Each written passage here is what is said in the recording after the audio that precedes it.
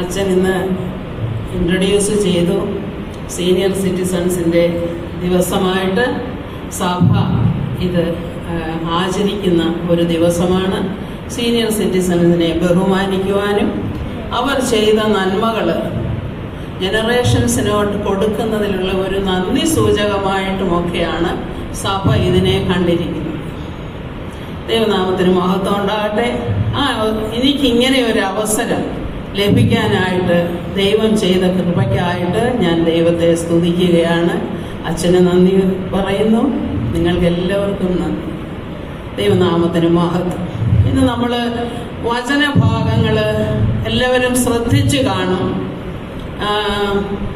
പഴയ നിയമം വായിച്ചതിൽ നമുക്കറിയാം എവിടെയാണ് യാക്കോബ് തൻ്റെ കൊച്ചുമക്കളെ അനുഗ്രഹിക്കുന്നതായിട്ട്. പിന്നെ എപ്പിസൽ വായിച്ചതിനകത്ത് 2 തിമോത്തി പറയുന്നത് പ്രായം ചെന്ന പൗലോസ് അപ്പോസ്തലൻ പല കാര്യങ്ങൾ ഉപദേശിച്ചു കൊടുക്കുകയാണ്. അപ്പോൾ ഈ എൽഡർ ജനറേഷൻ, അതായത് സീനിയർ സിറ്റിസൺസ് എന്ന് നമ്മളിപ്പോൾ വിളിക്കുന്നത്, ഈ എൽഡർ ജനറേഷൻ ആണല്ലോ ഇന്നത്തെ പ്രസന്റ് ജനറേഷന് രൂപം കൊടുത്തതും രൂപം കൊടുത്തുകൊണ്ടിരിക്കുന്നതും. എന്നാൽ ഇവരുടെ വാർദ്ധക്യകാലത്ത് ഇവർ കൂടുതൽ ദൈവത്തോട് അടുത്ത് ജീവിക്കാനും കുഞ്ഞുമക്കളെയൊക്കെയും അനുഗ്രഹിക്കത്തക്കവണ്ണം നല്ല ഒരു സ്ഥാനത്തായിരിക്കുകയും ചെയ്യും. അതൊരു വലിയ സ്ഥാനമാണ്. ദൈവനാമത്തിന് മഹത്വം ഉണ്ടാകട്ടെ. അപ്പൊ ഇപ്പോൾ നമ്മൾ ഈ ഏവങ്കേലിയോൻ വായിച്ചു കേട്ട ഭാഗം എന്താണെന്ന് വെച്ചാൽ 2, അപ്പൊ ഇന്നത്തെ നമ്മുടെ ഭാഷയിൽ പറയുകയാണെങ്കിൽ സീനിയർ സിറ്റിസൺസ്. അപ്പൊ ആരാണ്? ഒന്ന് ശിമയോൻ, ഒന്ന് ഹന്ന. അപ്പൊ ഈ ശിമയോനെ കുറിച്ച് പറയുന്നത് എന്താണെന്ന് വെച്ചാല് നിങ്ങൾ ശ്രദ്ധിച്ച് കാണും. അവൻ നീതിമാനായിരുന്നു അല്ലേ? അപ്പൊ നീതിമാൻ എന്ന് പറഞ്ഞാൽ എന്തുവാ? നീതി ചെയ്യുന്നവൻ എന്ന് മാത്രമല്ല അതിൻ്റെ അർത്ഥം. ദൈവവിശ്വാസം, ദൈവത്തിൽ ആശ്രയം വയ്ക്കുന്നവനാണ് നീതിമാൻ എന്ന് പറയുന്നത്. അല്ലാതെ ആർക്കും നീതിമാനായിരിക്കാൻ സാധ്യമല്ല. കാരണം ഇന്ന് നമ്മുടെ നീതി എന്തുവാ? കർത്താവിൽ വിശ്വസിക്കുന്നു, അത് നിമിത്തം വിശ്വാസത്താൽ നാം നീതിമാന്മാരായി തീരുന്നു അല്ലേ? അങ്ങനെയല്ലേ? അബ്രഹാമിനെ കുറിച്ച് പറയുന്ന അങ്ങനെയാണ്. അവൻ വിശ്വസിച്ചു, അവനത് നീതിക്കായി കണക്കിട്ടു. അപ്പൊ ഇനി അടുത്തത് പറയുന്നത് എന്താ? പല ഞാൻ ഇങ്ങനെ ആ റെഫറൻസ് ഒക്കെ നോക്കിയപ്പോഴേ കുറേ ഗുണങ്ങൾ ഇങ്ങനെ ശിമയോനെ കുറിച്ച് പറയുന്നുണ്ട്. നീതിമാനായിരുന്നു, പിന്നെ അതായത് വലിയ ഭക്തനല്ല. അത് രണ്ടും ഒന്നിച്ചാ പോകുന്നത്, നീതിമാനും ഭക്തനും എന്നുള്ള കാര്യം. ഇനി മശിഹായ്ക്ക് വേണ്ടി കാത്തിരുന്ന ഒരു വ്യക്തിയായിരുന്നു. എന്താണ് മശിഹായ്ക്ക് വേണ്ടി കാത്തിരിക്കാനുള്ള കാരണം എന്ന് വെച്ചാൽ കഴിഞ്ഞ 400 വർഷമായിട്ട്, അതായത് മാലാഖി പ്രവചനം കഴിഞ്ഞതിൽ പിന്നെ മുഴുവൻ സൈലൻസ് അവിടെ. ഒരു പ്രവാചകന്മാരുമില്ല. ആത്മീയമായിട്ടുള്ള പാപ്പരത്വം അനുഭവിച്ചുകൊണ്ടിരിക്കുകയാണ്. രാഷ്ട്രീയമായ ഒരു അടിമത്തത്തിലാണ്. റോമ ഗവൺമെന്റിന്റെ കീഴിലാണ്. അതായത് യഹൂദന്മാരെന്ന് പറഞ്ഞാൽ ആരാണ്? കർത്താവിന്റെ സ്വന്തം ജനം അല്ലേ? തിരഞ്ഞെടുക്കപ്പെട്ടവര്, ശ്രേഷ്ഠ ജനമായിട്ട് തിരഞ്ഞെടുക്കപ്പെട്ട ഇസ്രായേലിൽ ഇന്ന് അടിമത്തത്തിൽ കഴിയുകയാണ്. അപ്പൊ ഈ അടിമത്തത്തിൽ കഴിയുന്ന ജനത്തിന് ഒരു വിമോചനം വേണം, ഒരു വിമോചകൻ വേണം. ഈ വിമോചകനെ മോശ പണ്ട് പറഞ്ഞിട്ടുണ്ട്, ഇനിയും നിങ്ങൾക്ക് എന്നെ പോലെ ഒരു പ്രവാചകനെ നിങ്ങളുടെ ഇടയിൽ നിന്ന് തന്നെ ഉയർത്തുമെന്ന്. അപ്പോൾ അവന്റെ വാക്ക് കേട്ടോണമെന്ന് പറയുന്നുണ്ട്. അപ്പൊ ഈ പ്രവാചകൻ അന്ന് അവർക്ക് അതേ മനസ്സിലാകത്തുള്ളൂ. എന്നാല് പിന്നീട് അവര് മശിഹ ഞങ്ങളെ, മോശയുടെ ജോലി എന്തുവായിരുന്നു? He was the deliverer who brought Israelites out of Egypt and its slavery and bondage.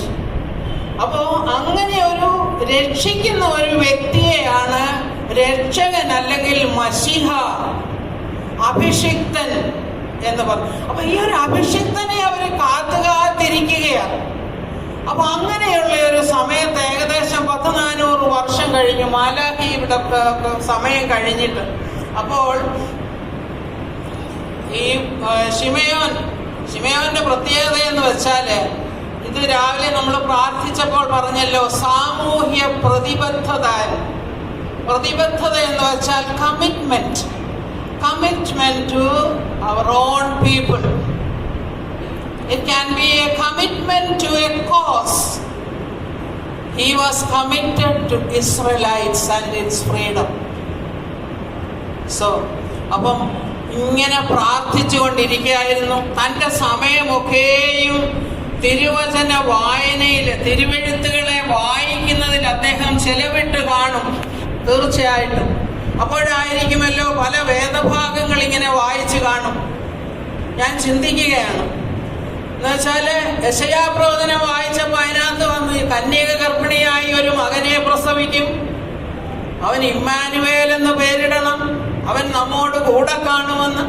പിന്നീട് പറയുന്നുണ്ട്, 9-ാം അധ്യായത്തിൽ വീണ്ടും പറയുന്നുണ്ട്, ഒരു ശിശു ജനിച്ചിരിക്കുന്നു, നമ്മൾക്കൊരു മകൻ നൽകപ്പെട്ടിരിക്കുന്നു, അവന്റെ ആധിപത്യം എന്നേക്കുമുള്ളത്, അവൻ നീതിയോടെ ന്യായം വിധിക്കും, അവന്റെ കാലത്തെന്നും സന്തോഷമായിരിക്കും, നീതിയായിരിക്കും എന്നൊക്കെ യെശയ്യാപ്രവചകൻ ഇങ്ങനെ എഴുതിയിട്ടുണ്ട്.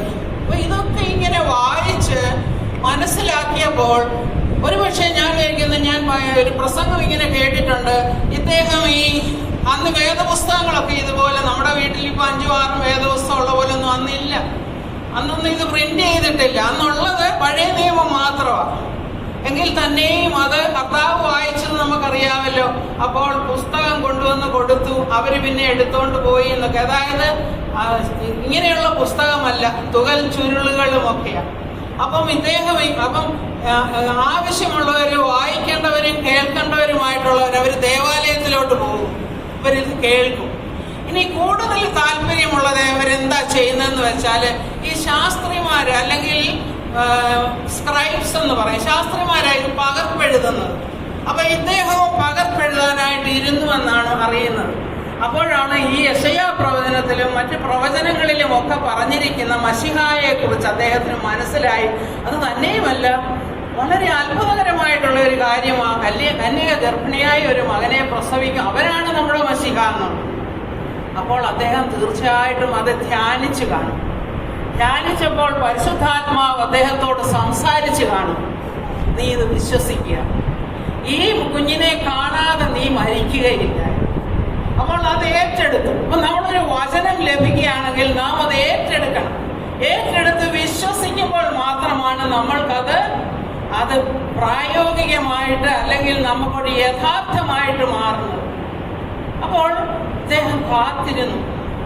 തന്നെയല്ല, ഈ വയസ്സുകാലത്തൊക്കെ നമ്മളിങ്ങനെ ഈ അസുഖം ആ അസുഖം, നമ്മുടെ കൊച്ചുമക്കള് ആകവരെ ഇവരെ എന്നൊക്കെ പറഞ്ഞുകൊണ്ടിരിക്കുമ്പോ ഇദ്ദേഹം പറഞ്ഞുകൊണ്ടിരുന്നത് എന്തുവാ?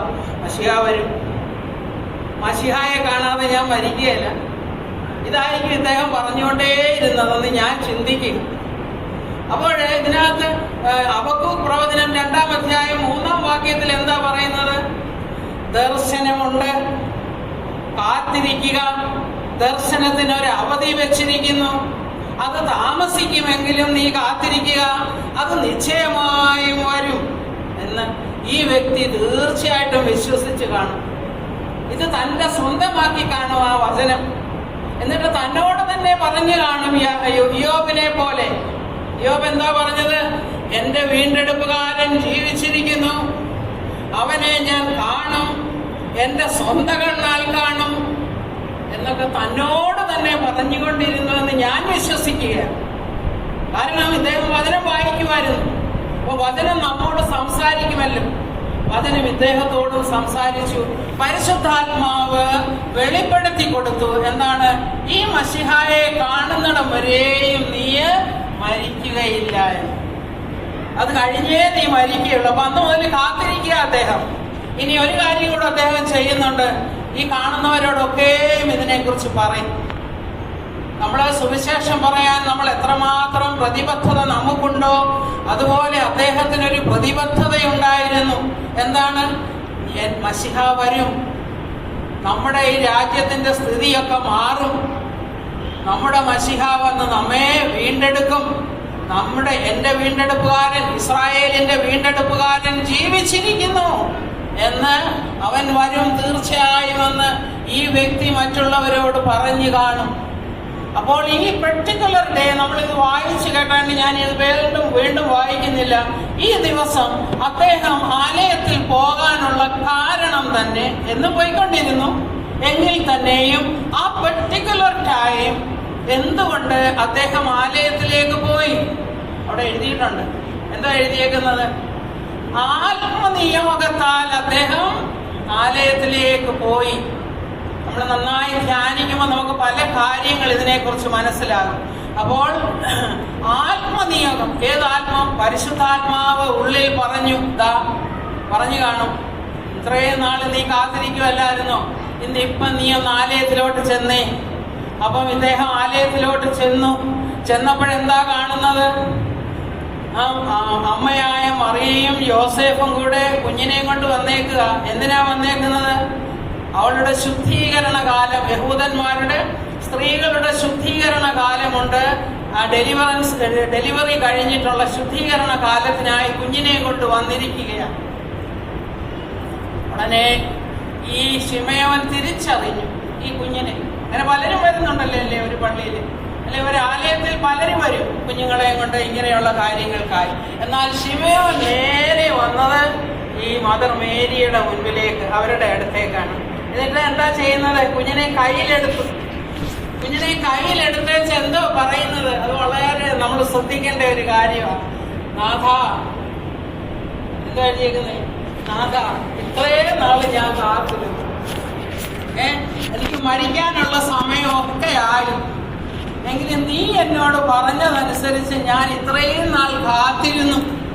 എന്നാൽ ഇന്ന് എനിക്ക് പോകാനുള്ള നേരമായി. കാരണം എൻ്റെ രക്ഷിതാവിനെ എൻ്റെ കണ്ണ് കണ്ടു. ദൈവത്തിന് സ്തോത്രം. എത്ര മനോഹരമായെന്ന് ഒന്ന് ഓർത്ത് നോക്കിയ ആ അവസരം. നമുക്ക് അങ്ങനെ ഒരു അവസരം കിട്ടുന്നെങ്കിൽ എത്ര മനോഹരമായിട്ട്, how we will enjoy that moment. അപ്പൊ ഇനി ആ കുഞ്ഞിനെ എടുത്തേച്ച് പറയുന്നത് എന്താ? നാഥാ, ഇപ്പോൾ എന്നെ സമാധാനത്തോടെ പറഞ്ഞയക്കണേ, കാരണം എനിക്ക് ഇവിടെ വിട്ടു പോകാനുള്ള നേരമായി. സ്തോത്രം. ഇനി പ്രവചനവും കൊടുക്കുന്നുണ്ട്. പ്രവചനം കൊടുക്കുന്ന എന്തുവാ? അതായത് ഈ കുഞ്ഞിന്റെ കാര്യം അമ്മയോട് പറയുക. ഈ കുഞ്ഞ് പലരുടെയും ഉദ്ധാരണത്തിനും പലരുടെയും പ്രതിഷേധത്തിനും ഒക്കെ കാരണമാകും.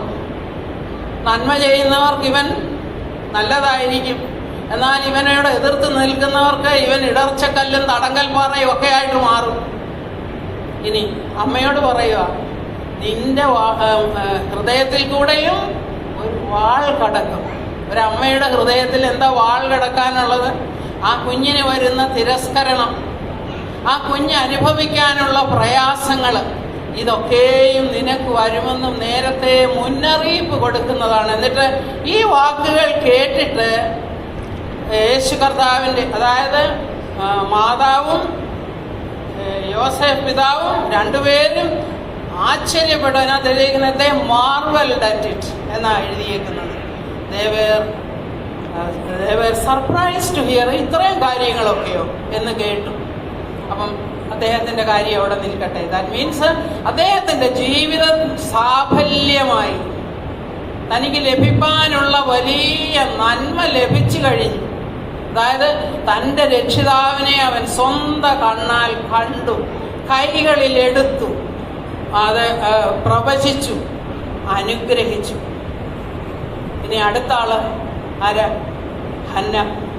ഹന്നയെ കുറിച്ച് എഴുതിയേക്കുന്നത് ഇവിടെ ആശേർ ഗോത്രത്തില് ഫനുവേലിന്റെ മകളായിട്ട് ഒരു ഹന്ന ഉണ്ടായിരുന്നു. എത്ര വയസ്സുണ്ടെന്ന് ആദ്യം പറഞ്ഞേക്കുന്നു? അവൾ ഒത്തിരി വയസ്സ് എന്നവളായിരുന്നു എന്ന് എഴുതിയത്. പിന്നെ പറഞ്ഞേക്കുന്നു 7 വർഷം അവള് ഭർത്താവിനോടുകൂടെ ജീവിച്ചു, ഭർത്താവ് മരിച്ചു. പിന്നീട് 84 വയസ്സ് വരെ, മലയാളം ട്രാൻസ്ലേഷനിൽ ഒരു ഇച്ചിരി വ്യത്യാസമുണ്ട്, അത് മനസ്സിലാക്കാൻ. 84 വയസ്സ് വരെ അവള് വിധവയായിരുന്നു.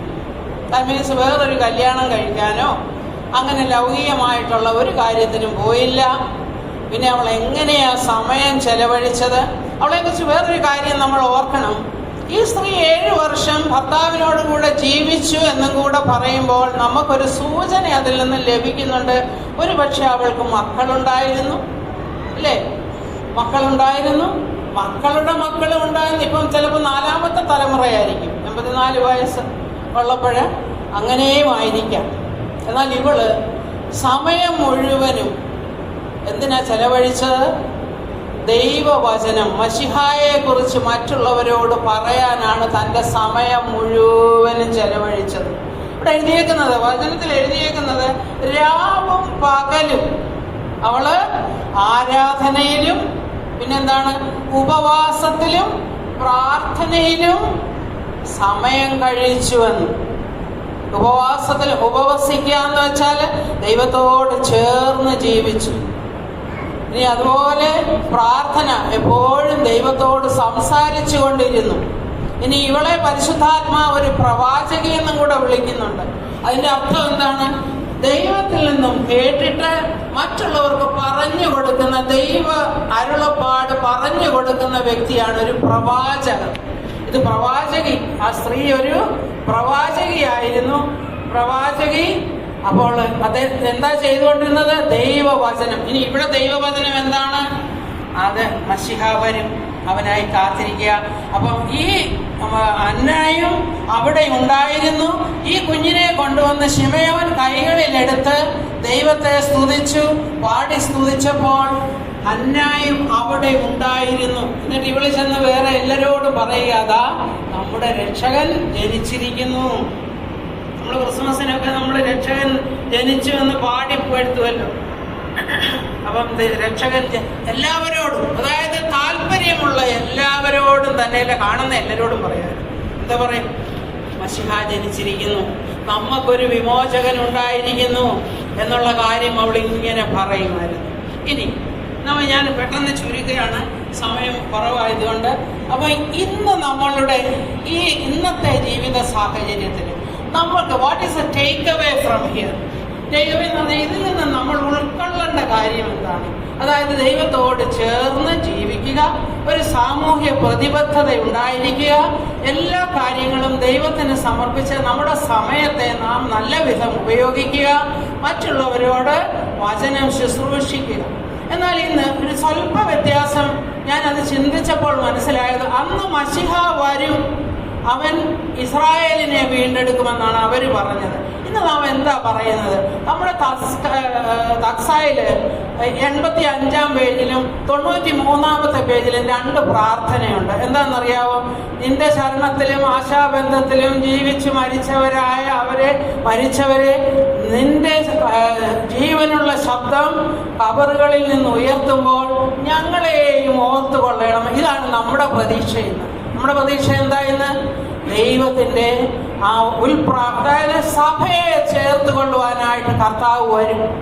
ഈ സഭയെ ചേർത്ത് കൊള്ളാനായിട്ട് കർത്താവ് വരുമ്പോൾ അതിനൊരുങ്ങിയിരിക്കുക, ഈ വിഷയത്തെക്കുറിച്ച് മറ്റുള്ളവരോട് പറയുക. ഇതാണ് നമ്മെ ഇന്ന് ദൈവം ഏൽപ്പിച്ചിരിക്കുന്ന ദൗത്യം. നമ്മെ ഏൽപ്പിച്ചിരിക്കുന്ന ദൗത്യം എന്താണ്? കർത്താവ് വരും, അവൻ വീണ്ടെടുക്കും. നമ്മൾ വീണ്ടെടുക്കപ്പെട്ടവരാണ്, പക്ഷെ നമ്മളെ ചേർത്തുകൊള്ളും എന്ന് വെച്ചാൽ നമ്മളെ സഭയെ മുഴുവനായി ചേർത്തും ഒരു സമയം വരുന്നു. സമയമില്ലാത്തതുകൊണ്ട് ഞാനത് മുഴുവൻ പറയുന്നില്ല. 1 തെസ്സലോനിക്കർ 4-ാം അധ്യായം 16-ാമത്തെ വാക്യം, 16-ഉം 17-ഉമുള്ള വാക്യങ്ങളിൽ വളരെ കാര്യങ്ങൾ ഞാൻ പറയണമെന്ന് ആഗ്രഹിച്ച, പക്ഷേ സമയം പോകുന്നു, അതുകൊണ്ട് ഞാൻ നിർത്തുകയാണ്. കൊരിന്ത്യർ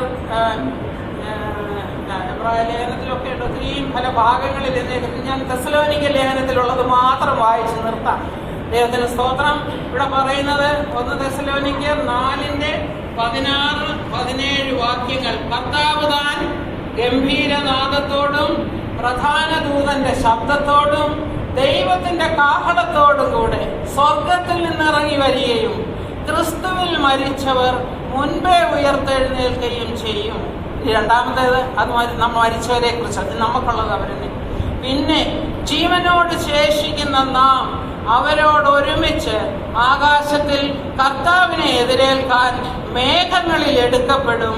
ഇങ്ങനെ നാം എപ്പോഴും കർത്താവിനോട് കൂടെ വാഴും എന്നാണ് വചനം പറയുന്നത്. അപ്പൊ നമ്മൾ മനസ്സിലാക്കേണ്ടത് എന്താണ്? നമ്മൾ ജീവിച്ചിരിക്കുന്നത് ക്രിസ്തുവും മരിക്കുന്നത് ലാഭമാണെന്ന് പൗലോസ് അപ്പോസ്തലൻ പറയും. നമ്മൾ വായിച്ചിട്ടുണ്ട് പലയിടങ്ങളിൽ.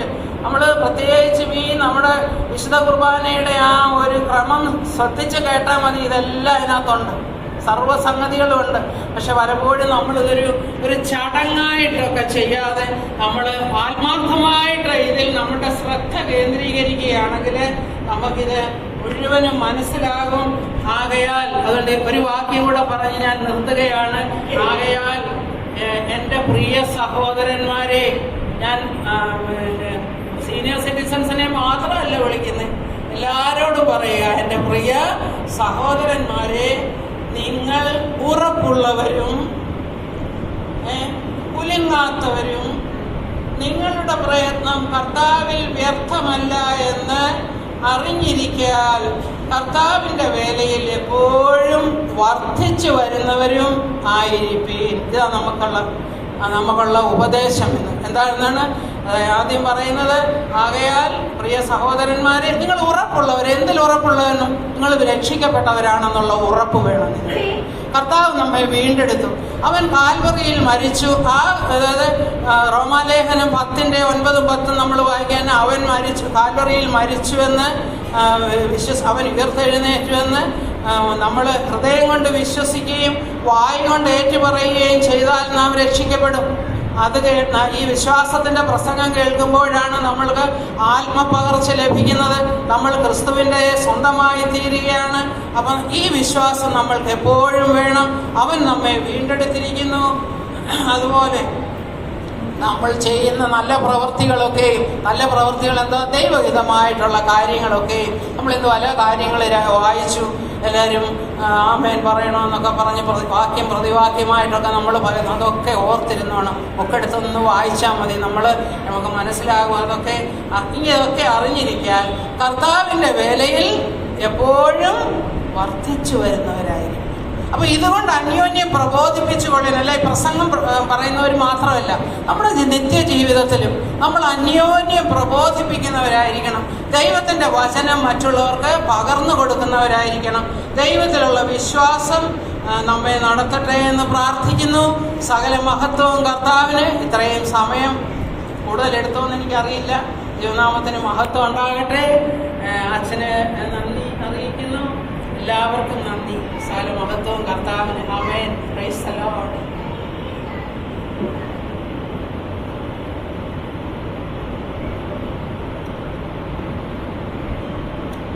നമുക്ക് പ്രാർത്ഥിക്കാം. പ്രാർത്ഥനയ്ക്കായിട്ട് നിയോഗിക്കപ്പെട്ടിരിക്കുന്ന ആ വ്യക്തി ഇപ്പോൾ ചുരുക്കമായിട്ട് പ്രാർത്ഥിക്കും.